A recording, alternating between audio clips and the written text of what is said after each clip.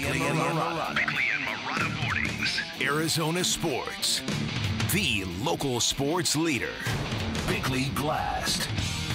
For one hot minute, we all felt better about the Suns because we thought the Timberwolves had become a steamroller, somehow morphing into an unstoppable force, and that is no longer the case. Today, we feel better because Mike Budenholzer is a coach with a ring and a really good reputation, kind of like Frank Vogel a year ago, but even better. We are all shielding ourselves from the cold reality because the truth is more complex. Namely, if the Suns' big three is a bad mix, like ketchup and relish on a hot dog, then there is no hope. If they are more uncoachable and aloof than they were underserved by the previous head coach, then next year will be the exact same story with a different soundtrack. If the Suns' roster is more than just a bad idea, if it is more like a fatal flaw, then nothing is going to change, and there really is no guarantee that we're still not heading into an offseason of dysfunction,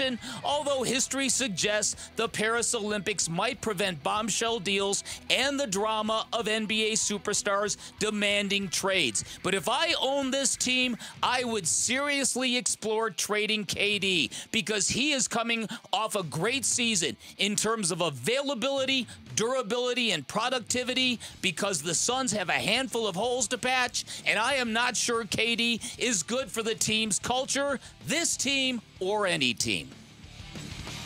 All right, today's Bickley Blast brought to you by my great friends at Chapman BMW who make luxury attainable. Find them online at chapmanbmw.com. Ended on a strong note there as my microphone just absolutely Well, I would hope me. I began on a strong note, too. No, I'm kidding. We're to the point now. Mm-hmm. I woke up Saturday morning, and as is custom now, one of the first things you do in life in 2024, you grab the phone, you start thumbing through the phone. And I got a post on X from a listener that said, "Did you see the video of the Kevin Durant trade request?" And I'm like, uh-oh, here it goes. Here we go. It's going to be a busy Saturday at work. And then I looked for it, and I couldn't find it. And then he sent me said video. And this is where we are in 2024 as well. It was a pretty poorly produced deep fake. Oh, boy. I saw another one of LeBron James over the weekend. I don't think we're there. I think with the Suns firing Frank Vogel, that to me was a callback to the strange press conference from the week earlier, where, hey, we're going to be patient. You know, we didn't have enough time. The axe fell on Frank Vogel. We had the whole discussion on Friday about the definition of scapegoat and what it means. Frank Vogel paid for this shortcoming with his job because you can't fire the players.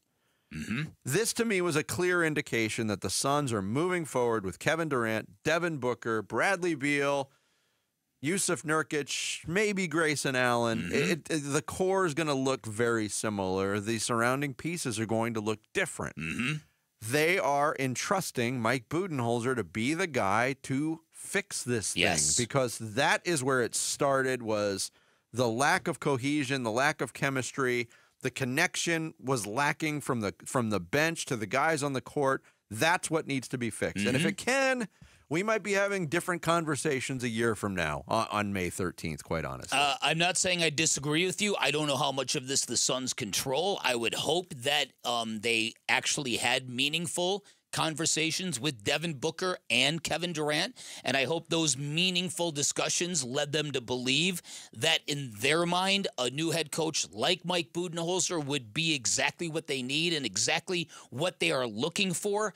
But again, there are a lot of people, smart people, reasonable people who look at the Suns and realize this issue is bigger than a head coach. Now, I wasn't a Frank Vogel fan. You know what I think about this? I think there was no leadership, and I don't think he felt comfortable telling Devin Booker, Kevin Durant what to do. I don't think he felt comfortable holding this team accountable, and I don't think he was real good at changing in matchups and all that stuff. I was a little underwhelmed by all that. And finally, yes, they made strides on defense, but if your defensive installation takes over a half season to install, then you're putting in too much. Then you're not building what you have around your team. You're force-feeding something to your team. But this is coaching 101. This is the kind of stuff you should know about. And so I'm hoping you're right. I am hoping that a guy like Mike Budenholzer is going to bring something so dramatically different looking to this basketball team that it will allow this big three to dominate and overwhelm opponents. How many times, though, did the big three overwhelm an opponent? Maybe twice, 3 times last year in games that actually were meaningful. It didn't happen very often. It didn't happen very often. Very rarely clicked where all 3 of them played well in the same game, let alone overwhelm them. Mm-hmm. And again, going back to, I'm glad you brought up Frank Vogel again, because a lot of the things that I've said this morning might be construed by the audience as Frank Vogel was wrongly let go. I don't have a problem with making this move. Mm-hmm. No, me neither. Running it back would have been madness. Yes. Yes, and it was so underwhelming from the beginning of the season and never really got better, in my opinion, that, okay, they moved on. They realized that mistake. Matt Ishbia is willing to pay for that mistake. But for Mike Budenholzer coming in, it might be all these, massive schematic tweaks. Is that what it takes? Or is it just somebody coming in from the outside with a fresh set of eyes who can once again convince the big three, this is fun. You guys should be having fun. Just something to spark the joy, which was so clearly missing from this team. That's right. From October throughout the season. Right. And so if that lack of joy was directly attributable to what they felt about the head coach, I have more questions about that than why didn't they make a move in January? Why didn't they promote somebody else? Why didn't they give something else a chance when they had the time to? And why were they hanging on to Frank Vogel until they signed Mike Budenholzer? Yeah, I mean, that to me doesn't make any sense. And then you ask yourself, okay, the Chad Ochocinco trade request rumors when they came to Kevin Durant, was that KD just kind of getting something out there that he wanted, so the Suns did make this move? If that's true, then you feel better, because that means KD is on board with playing for Mike Budenholzer. But I look at what this team is missing. I don't know how you add all that this team needs when you just bring back the big three, unless it's exactly what you said, unless Matt Ishbia just says, I don't care, I'm just going to keep spending money. I don't think that's necessarily going to happen either, but again, we're considering all possibilities here. People have wondered, because I'm not the first one to bring this up, are the Suns headed for an offseason of dysfunction? Is there going to be trade requests? In other words, is there going to be more unhappiness even after this move is made?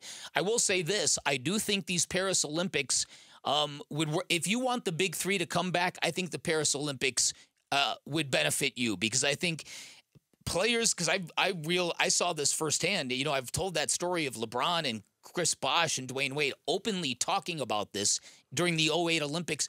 It's generally in the year or the years after that. They don't generally rip up what they're doing and cause that drama if they have to surface on a national stage and go play Olympic basketball. And the timing is difficult. The gold medal game's on August 10th. Training camps open on October 1st. Are you going to rip up your basketball team in the middle of August? I guess you could, but... And Charles Barkley went from Philadelphia to Phoenix in an Olympic year. Oh, at Barcelona, that's right. Yeah, there were other factors involved there. Yeah, but okay. Or is anything that goes on at the Olympics leading to changes in the future? Because players talk. That's where they bond. Right. Coming up next, did anything happen over the weekend in the NBA playoffs to change your mind on who the eventual champion will be? That could be the case. We'll get into it next. It's Bickley and Murata Mornings here on Arizona Sports, the local sports leader. Friday afternoons at 2:30 on Arizona Sports. Burns and Gambo talk Diamondbacks baseball with D-backs manager Torey Lovello. Brought to you by Estrella Jalisco. Don't miss Burns and Gambo with the skipper. 2:30 Friday afternoon. Thanks for watching Bickley and Murata. Click to see the latest Bickley Blast and hit the button in the middle to subscribe to Arizona Sports.